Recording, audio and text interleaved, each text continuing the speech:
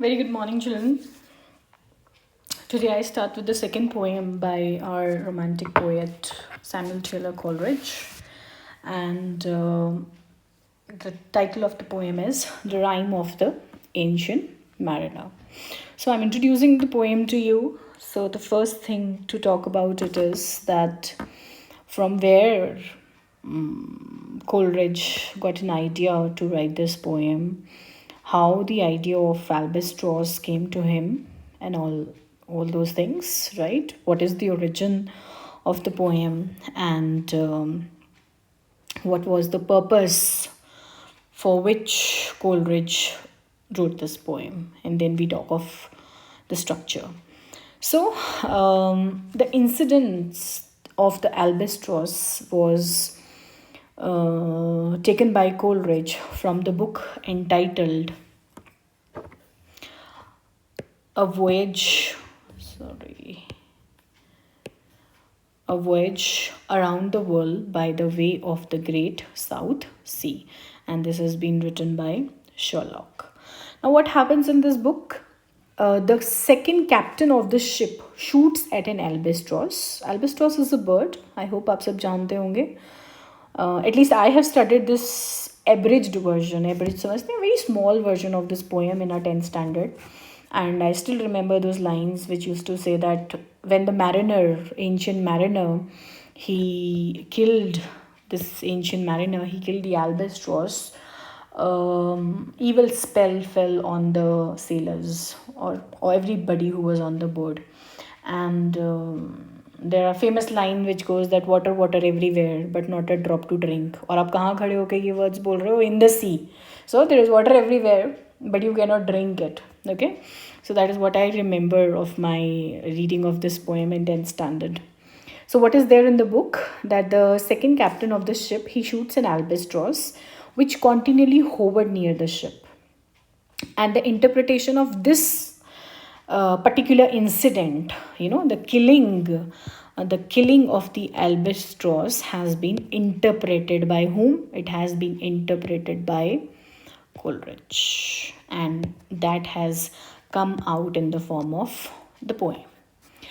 The poem was published in 1798, not 97, in the Lyrical Ballads, and then it was revised. Later it was revised, and it is one of the poems written in 1797 when Wordsworth and Coleridge together, they were on a tour. Wordsworth and Coleridge, they were on a tour, and there it has been said that some inputs and suggestions have also been made by Wordsworth in this particular poem.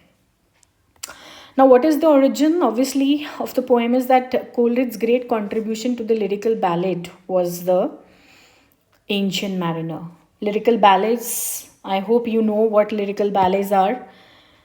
I doubt if you people have read or heard the first tutorial where I've mentioned, even the class that I took, I had told you what lyrical ballads are. The book written by Wordsworth and Coleridge, right? And for this particular book, he also wrote the poem, The Rime of the Ancient Mariner. And this is the greatest contribution by Coleridge to this book, which was written in 97,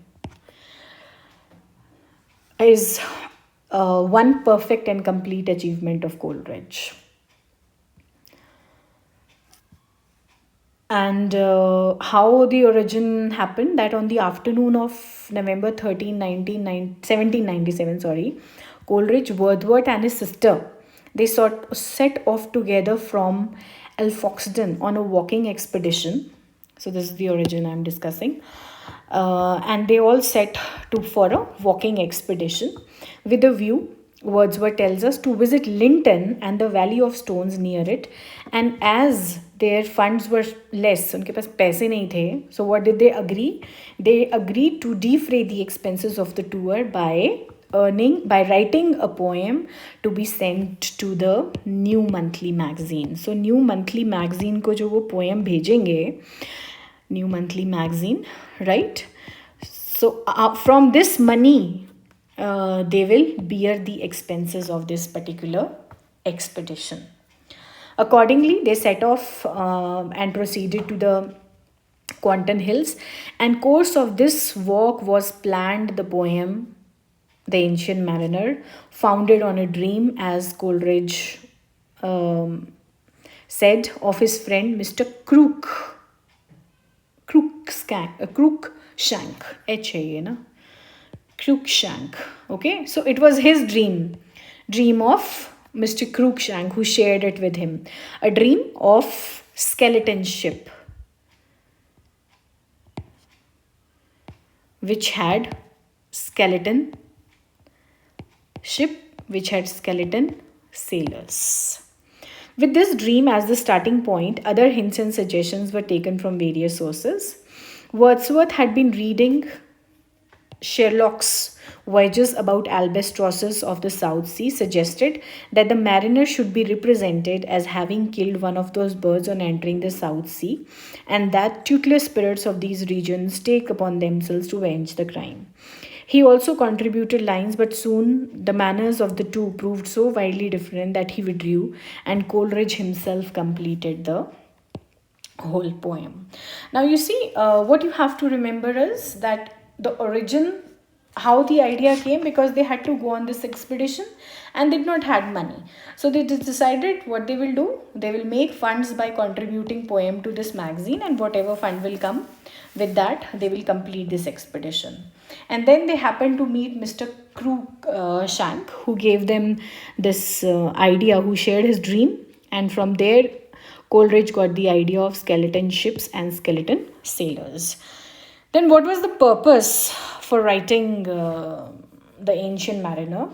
He wrote this poem to fulfill his plan of writing a series of supernatural poems in which incidents and characters are to be at least in part supernatural, and yet so to represent them as would impress the readers with a sense of reality.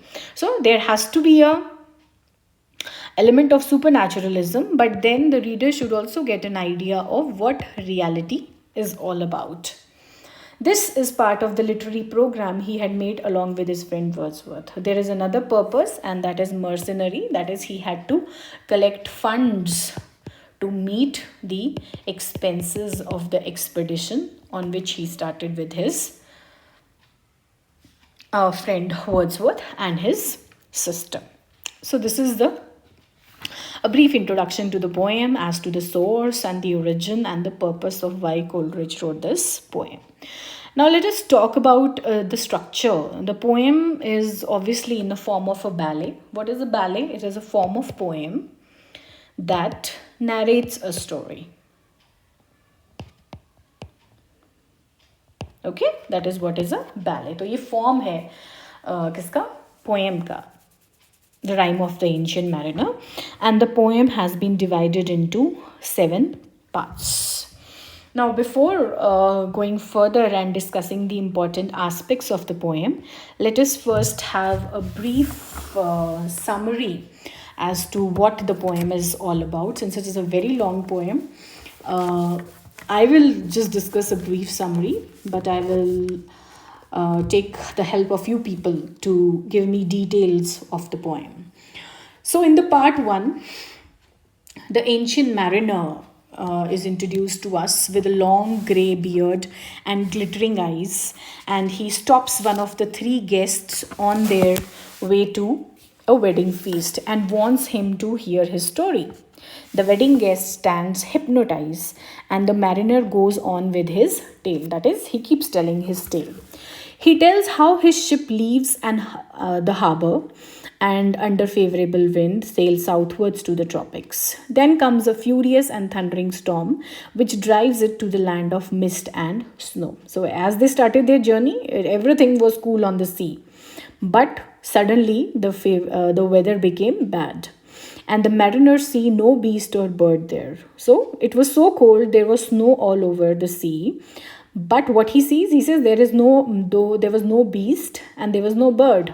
At last, an albatross comes flying to the ship and follows it. Along with its coming, the weather clears up and a favorable wind begins to blow. The sailors hail it as a bird of good omen and feed it with affection. Affection is love. Omen समझते हैं कि It's a she came like with good vibes, now everything good will happen to them. That is what a good omen is. But alas, what happens? The ancient mariner, in a moment of wanton impulsiveness, shoots the bird with his crossbow, and this marks the beginning of their sorrow. So, how the sorrows of the sailors start? It starts with the killing of the albatross. So, this is the most significant event which happens in the part 1. Please excuse my bad handwriting. Then in part 2, all goes well for a while. The fog thins away, the sun rises, the ship sails along. The sailors approve of mariner's crime by saying that it was right to kill such birds as bring the fog and mist. But suddenly the wind falls so that the ship cannot move. The ship is becalmed. The sun burns fiercely. The silent sea rots. The creatures crawl. The sailors suffer. At night, unearthly fires flit across the waters. The spirit of the sea pursues the ship 9 fathoms deep from under the sea and take its vengeance. Now, spirits of the sea. Please, just wait.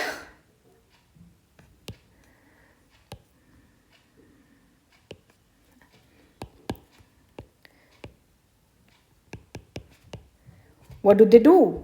They come to take revenge. Okay?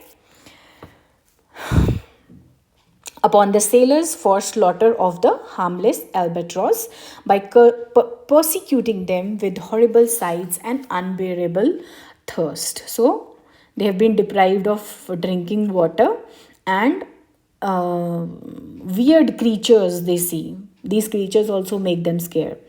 All the sailors hate the ancient mariner and hang the dead albatross around his neck as a punishment for this brutal act. So, the dead albatross has been hanged around mariner's neck.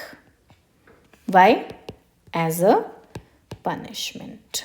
So, this is the significant move that takes place in part 2. Now, the sailors have an awful difficult time, and are almost dead with thirst. When the ancient mariner sees a tiny speck in the horizon, the mariner thinks that a ship is coming towards them. He bites his own arm and sucks the blood to moisten his lips to proclaim the other sailors the approach of a sea. So, can you imagine? He's biting his own himself and making his lips wet with what? With blood. But alas, it proves to be a skeleton ship sailing steadily without breeze or tide. So, in this part we learn about a skeleton ship from which the mariner was seeking help. The next moment, the mariner sees in the ship death and life in death playing at dice. Their stake being the ancient mariner. So, जो death and life in death है, they are playing what? They are playing a game. The later wins, that is, life in death wins, signifying. Now, please, this is very significant. I will also discuss it with you when I discuss the aspects. That all the sailors are to die immediately, and thus to be relieved of their suffering, except the ancient mariner, who is to suffer lifelong agony, that is, doomed to live a life in death. So he will live here in this particular place with where he will die of thirst, right? And that is what will be his agony, that is what will be his doom. And the phantom ship then disappears. The skeleton ship की बात जो मैंने करी थी. The ancient mariner also alone is left behind to expiate by lifelong suffering penance. He has to pay for his deed. And what was his deed? He killed the innocent albatross for no reason. In the part 4, the ancient mariner lives all alone on the wide sea. He's all alone. Please remember this. Okay? Not a saint takes pity on his soul in agony. The men lie dead on the deck, while 1,000 slimy creatures live merrily on. The sight of the dead sailors meets him on all sides. He tries to pray, but a wicked whisper comes and makes his heart as dry as dust. The sea and the sky lie alike on his very eye, and the dead men lie at his feet. So every other person over here there is dead. At the same moment, he is able to pray. The dead albatross fall off his neck and sinks like lead into the sea. Then the next part 5. Basically, here we are told about the tortures that he has to face for his crime. He's all alone. The mariner then falls into deep sleep. When he wakes up, he finds that the rain has moistened his lips and quenches his thirst. Sorry. He's so light that he cannot feel his limbs. His limbs he can't feel. He feels as if he has died in sleep and is a blessed ghost. Now he feels himself to be a blessed ghost. He hears strange sounds and sees strange movements in the sky. The rain pours, the dead men give a groan and suddenly rise up as if from sleep. The mariners work at the ropes and Ship moves on. The ancient mariner and his nephew pull at the same rope without speaking to each other. The dead bodies, they have done what? The dead bodies have come to life.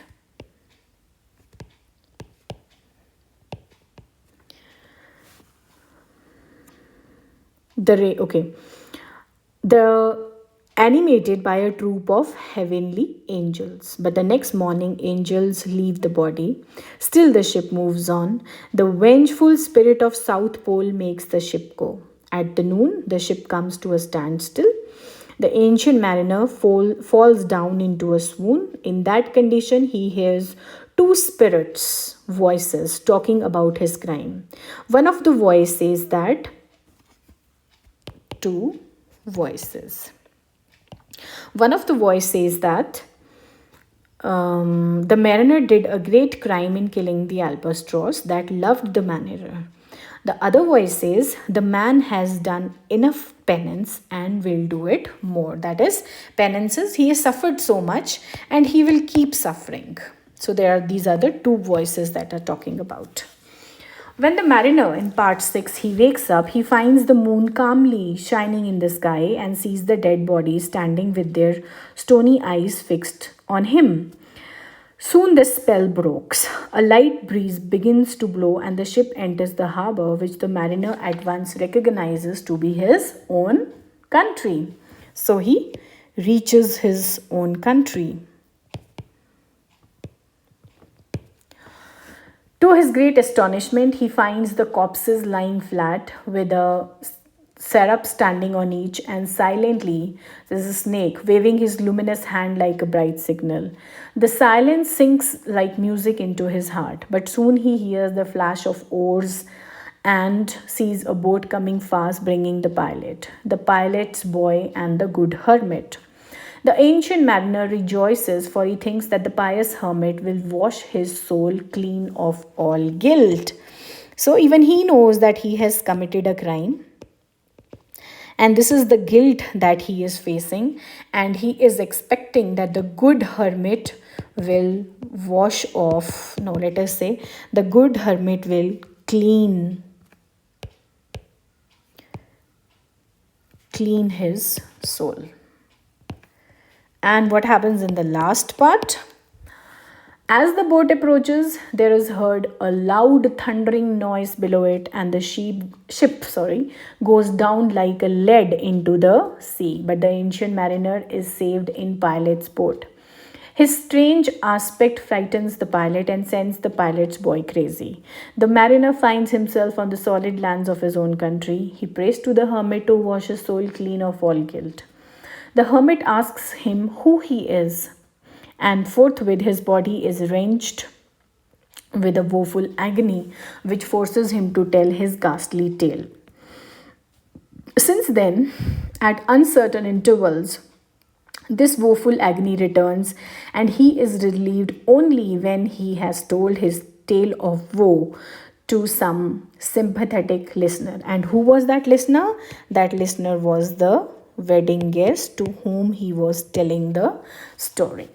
The mariner tells the wedding guest that he passes like night from land to land. He possesses a strange power of speech and of knowing the right man who will hear his tale. So every time he knows what? He knows the right man, he knows the right person who will hear his tale. To him, his tale he relates. The ancient mariner, before parting, tells the wedding guest that he prayeth well who loveth well all things both great and small. And then he suddenly vanishes. That is, every aspect of humanity has to be loved.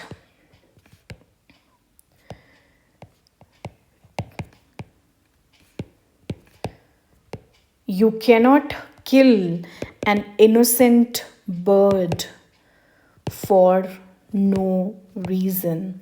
And that is the biggest crime that the mariner had committed. And what is happening? The penance of that, the penance, he is still facing. So, this is what the whole poem, The Rime of the Ancient Mariner, is all about. Very interesting. I would like you people to read a detailed summary of the same. Okay, that will make the poem more clear to you. Next, we will discuss the critical aspects. That's all for the introduction and the summary of the poem.